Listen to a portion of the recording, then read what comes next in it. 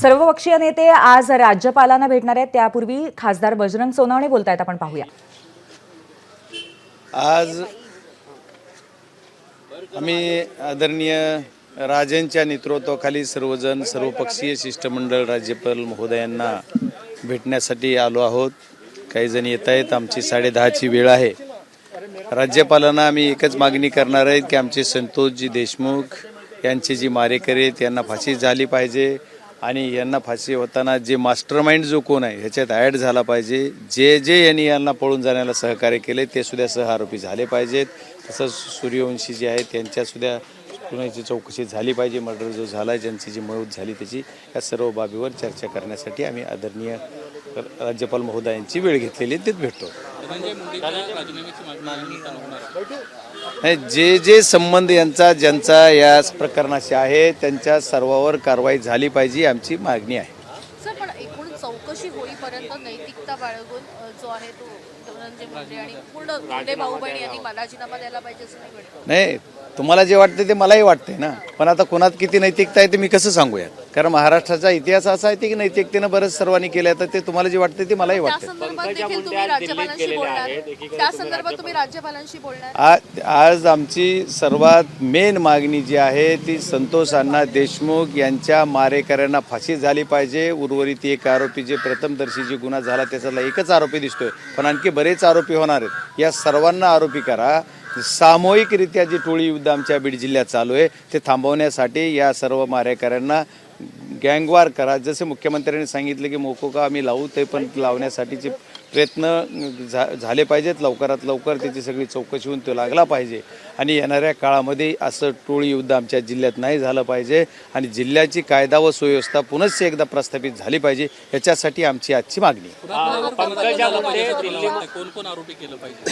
ज्यांनी या प्रकरणामध्ये मी आता 50 लोक आहेत की ज्या आरोपींना पळून जायला मदत केलेली आहे. ते जे लोक पळून गेले ज्यांनी जे असं ते त्या सर्वांवर कुणाची गाडी होती, कुणाच्या इथं राहिले, कुणाला कॉल डिटेल त्यांचे पोलीसचे लोकांसुद्धा मी ओपनली बोललोय की 2-4 PI सुद्धा आहेत त्यांचे सुद्धा CDR काढा. नावानीची बोललोय. तर या सर्व लोकांचे CDR काढा. मग हे सर्व आरोप व्हायलाच पाहिजेत आणि झालेच पाहिजे. जे खंडणीत आरोपी आहे तो खंडणीतला आरोपी सुद्धा त्याच्यात मर्डरच्या याच्यामध्ये सहआरोपी झालाच पाहिजे. तेच मास्टर माइंड खरा. नाही, SIT जी स्थापन केलेली ती ज्या दिवशी 1 तारखेला SITची ऑर्डर आली त्याच दिवशी दुसऱ्या क्षणाला मी SITवर प्रश्नचिन्ह उपस्थित केला. त्याचं कारण असं आहे की बीड जिल्ह्यामधील जवळपास 9 कर्मचारी आणि अधिकारी त्याच्यात घेतलेले आहेत. त्या सर्वांच्या पोस्टिंग कुणी केल्या त्या खंडणीमधला जो आरोपी आहे त्याच्याच मर्जीनं याच्या सर्वांच्या पोस्टिंग झालेल्या आहेत. जिथं मलिदेचं पद आहे LCB सारख्या पोस्टवर हे 2-3, 10-10 वर्ष काम करतायत, 5-5 वर्ष हे काम करतायत अधिकारी. यांचे फोटो सुद्धा निकालाच्या दिवशी यांच्यासोबत आहेत आणि हे यांची चौकशी काय करणार हा प्रश्नचिन्ह मी पहिल्या दिवशी पहिल्या क्षणाला SITची ऑर्डर माझ्याकडे आली की आम्ही जेवढे सर्वजण या या प्रक्रियेमध्ये मागणी करतोय सर्वजण आम्ही पोटतिडकीने या मागणीला सर्व लावून धरू. सर्व पक्षीचे सर्वजण लोकप्रतिनिधी आहोत त्या सर्वांना पाठवले आणि त्यांना सांगितले चुकीचं हे बदला. पोलीस अधिकाऱ्यांनी ज्या पद्धतीने पोस्ट केली होती त्या पोलीस अधिकाऱ्याच्या बदल्यात त्या पोलीस अधिकाऱ्याबद्दल आता काय म्हणणं, तुमची काय भूमिका असणार आहे? नाही, माझी भूमिका पहिल्या दिवसापासून तो पोलीस अधिकारी जे आहेत त्या पोलीस अधिकाऱ्यांना मी कसले आहेत, किती त्यांची उंची आहे, किती हाईट आहे, रंग काळा गोरा काय कसे मला ते काही बघायला पण मिळालेले नाहीत. पण त्या पोलीस अधिकाऱ्यांनी माझं पहिल्या दिवसापासून म्हणतोय की या पोलीस अधिकाऱ्यांनी ही जी आरोपी पळून गेलेत खंडणीतला असो की या मर्डरमधला असो यांना काही मदत केली का, त्यांच्यासोबत हिचे काही संबंध होते का हे तपासलं पाहिजे ही माझी मागणी आहे. आणि या मागणीसाठी मी त्यांच्यावर बोललो तर त्याच्या आधारे त्यांनी काहीतरी पोस्ट केली. त्याच्यामध्ये माझं नाव नव्हतं पण खासदार म्हणून होतं. पण कुणी जरी खासदार असला तर त्याच्यानंतर त्यांनी म्हणलं आता मग त्याची वाट बघतोय की मी हे कधी प्रेस घेतात. माझी विनम्र विनंती त्यांना की लवकर प्रेस घ्या, मी त्यांची वाट बघतोय. धनंजय मुंडेंच्या मंत्रिपदावर सगळे आक्षेप घेत आहेत. पालकमंत्रीपद देऊ नये म्हटलं जाते. पंकजा मुंडे जर पालकमंत्री झालं तर तुम्ही स्वागत कराल? नाही, बघा हा पालकमंत्री कुणाला द्यायचा हा विषय कुणाचा आहे, तिन्ही पक्षाचा ज्यांचं सरकार आहे त्याच्यामुळे त्याच्यावर मी काय भाष्य करावं असं मला वाटतं. मंत्री पालकमंत्री झाला पाहिजे. इतिहास आहे बीड जिल्ह्यामध्ये बऱ्याच वेळेस झाला आणि जिल्ह्याबाहेरचा आहे त्याला काय होऊ शकतो. कायद्यानं त्याला परवानगी आहे त्याच्यामुळे काही प्रॉब्लेम नाही.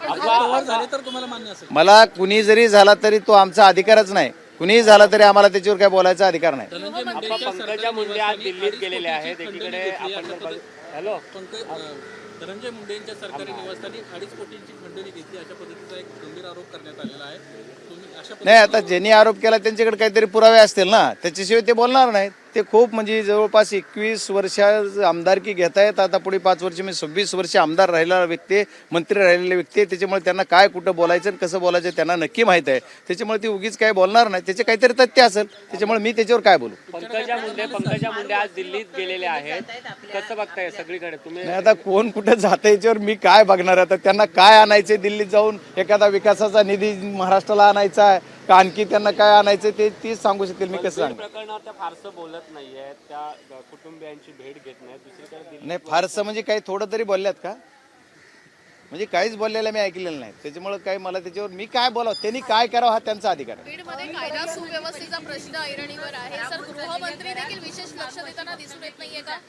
त्यामुळं बीड जिल्ह्यामध्ये कायदा व सुव्यवस्था नक्कीच राहिलेली नाहीये, पूर्ण ढासळलेली आहे. मग माझी पहिल्या दिवसापासून मागणी आहे की 9 डिसेंबरला मी ज्यावेळेस बाईट केलं आपल्या सर्वांच्या समोर येऊन, की त्या दिवशीच बोललो की बीड जिल्ह्यातली कायदा व सुव्यवस्था पुनश्च एकदा प्रस्थापित करायची असेल तर तुम्ही या प्रकरणाला न्याय द्या. आमच्या संतोष अण्णा देशमुख यांच्या मारेकऱ्यांना ज्या पद्धतीनं मारले, असं टॉर्चर करू मारले आणि एवढी वाईट पद्धतीची ही हत्या आहे की मानवतेला काळीमा फासणारी ही हत्या आहे. त्याच्यामुळे या मारेकऱ्याला फाशी झाली पाहिजे आणि आम्हाला न्याय मिळाला पाहिजे, ही जी माझी पहिली मागणी आहे. त्याच्यामुळे त्याच्यासाठीच मागणी. मतदारांच्या यामुळे वातावरण अजून कलुषित होत नाहीये का? घरात घुसून मारू अशी जी वक्तव्य केली जाते ती 2 समाजामध्ये दुही पसरवणारी नाहीयेत का? ती शांत करण्यासाठीची मागणी आपण नाही करणार का? जी लोक मी माझे पूर्ण, तुम्ही कुठलेही मनोगत ऐकून घ्या. मी प्रत्येक ज्या दिवशी लोकसभेचा सदस्य झालो तेव्हापासून आजपर्यंत त्याच्या अगोदरही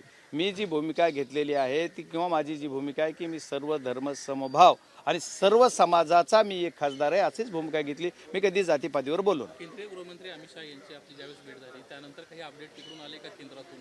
आदरणीय अमितभाई शहा यांची मी भेट घेतली. त्यांना या प्रकरणावर सखोल चौकशी करा असं सांगितलं गेलं. त्यानंतर त्यांनी त्याच्यात मी लक्ष घालणार आणि या प्रकरणात पूर्ण मदत करणार असा त्यांनी शब्द दिलेला आहे आणि त्याच्यानुसार त्यांचे बऱ्यापैकी याच्यावर लक्ष आहे असं माझं मत आहे. त्याच्यामुळे मी त्यांच्यावर समाधानी. मी त्यांची भेट आणखी परत घेणारच आहे. आणखी मला 1-2-4 दिवसाची त्यांची वेळ म्हणजे आणखी फिक्स झाली नाही पण मिळाली. Welcome, thank you. हा त्यांचा वैयक्तिक प्रश्न आहे. त्यांनी काय केलंय ते त्यांच्या वैयक्तिक प्रश्नावर मी काय बोलावं असं मला वाटत नाही. तो प्रश्न त्यांनाच विचारला पाहिजे. एबीपी माझा, उघडा डोळे बघा नीट.